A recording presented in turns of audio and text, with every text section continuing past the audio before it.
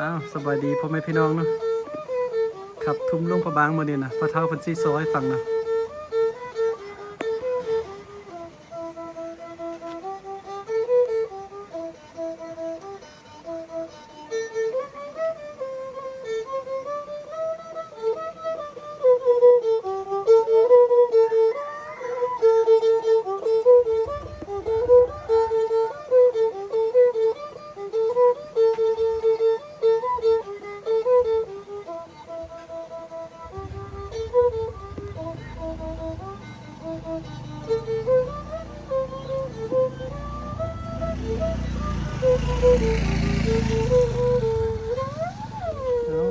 คักเนาะ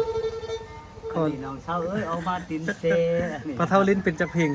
ฮะ เป็นลายเพลงบ่ ก็ลายอยู่ ลายเพลงอ่ะ อืม เบิ่งค่อยจับเลยอันนี้มันเดี๋ยวจับตัวนี้กันนะเครื่องดนตรีเนาะเครื่องดนตรีพื้นบ้านแบบดังเดิมเป็นของพระเฒ่าเพิ่นแต่งเองอันนี้เป็นมะพร้าวเนาะกาบมะพร้าวพระเฒ่าสามารถเอากาบมะพร้าวนี่มาแต่งเป็นเครื่องดนตรีพื้นบ้านแบบนี้ได้เนาะโอ้บ่ธรรมดา ของเดิมๆเนี่ย ของพื้นบ้านนะขอบใจหลายพระเฒ่าโอ้มาเห็นพระเฒ่าเพิ่นซีซอให้ฟังเนาะอันนี้จะเป็นบ้านภาคคำอยู่เมืองหุ่นนะแขวงอุดมไสฝนตกนะระวังทางบ่ลังว่าจะขึ้นดอยแต่ฝนตกนะมานั่งนำพระเฒ่าก็เลยว่าซีซอให้ฟัง